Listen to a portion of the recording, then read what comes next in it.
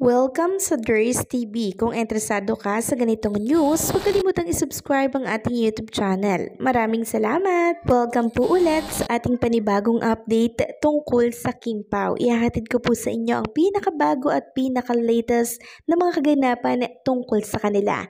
Kaya naman kung hindi ka pa subscriber ng ating channel, pindutin nyo na ang notification bell para lagi kayong updated sa mga balitang trending at napapanahon. So ayun, welcome back again sa ating YouTube channel mga kakimpaw, and for tonight's video ang pag-uusapan natin ay tungkol pa din po sa mga kaganapan kay Kim and Paolo Avellino, at unahin na nga natin itong pinagkaabalahan po ni Chinita Princess kaninang umaga.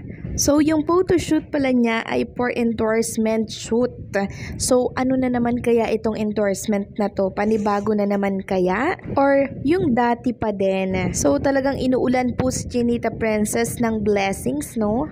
So deserve niya naman po yan mga kakimpaw dahil napakasipag po ni Chinita Princess. Samantalang maraming mga kapamilya page po ang nag-join at talaga naman pong nag-volunteer na mag-promote po ng pelikula ni Kim and Paolo Avellino. Mula po yan sa Kim Pao Universe Official. Sabi niya, "I'd like to thank these people who trusted us and join us to promote our mains. All we can give them is gratitude and a heartfelt thank you. See ya." So andyan po ang certified kapamilya, Showbiz Online Portal, Kapamilya Kingdom, Kapamilya On Demand, Kipex Official, Mega Kapamilya, Altstar Magic, Kapamilya Online, at marami pa pong iba. So maraming salamat dahil talagang sanib puwersa po sila para po maipromote etong pelikula ni Kim and Paolo Avellino. Samantalang sa mga nagtatanong naman po ng kasuotan ni Paolo Avellino dito po sa Star Mall Bulacan kahapon, ito po pala ay Carhartt na nagkakahalaga lang naman po mga kakimpaw ng approx 12,000. Grabe, 'di ba? So isang jacket lamang po 'yun pero 12,000 na po. So marami po kasi nagagandahan ng mga fans dito po sa suot ni Paolo kahapon. Kaya naman shinare ko na din po sa inyo para may idea po kayo kung anong brand 'yan, tapos magkano.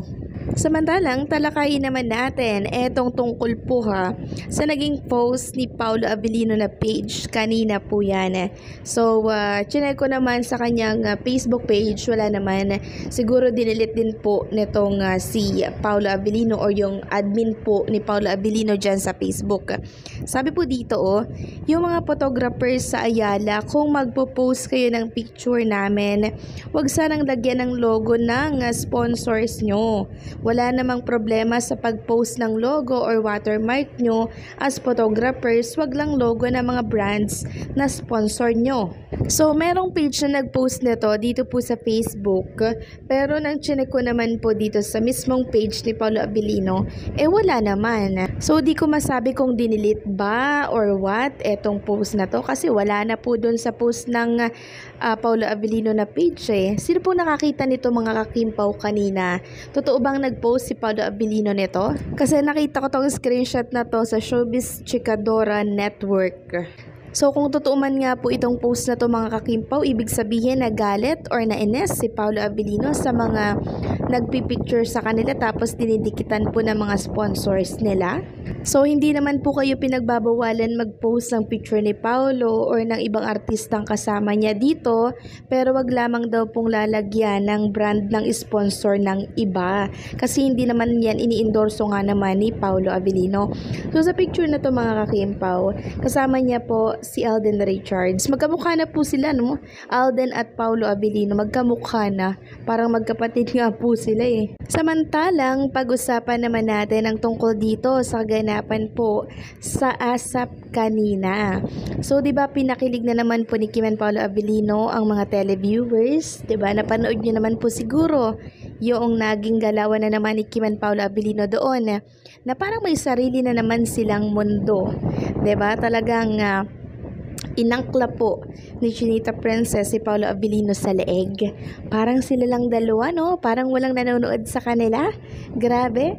Sabi tuloy ng isang Kim Pao page, yay ang tapang ni Papi.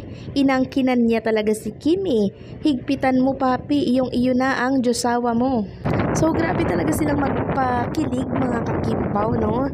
Parang very basic lang po sa kanila yung ginagawa nila. Palibhasa po, mapalikod at mapaharap ng camera, walang pinagbago sa galaw ni Kim and Paolo Abilino.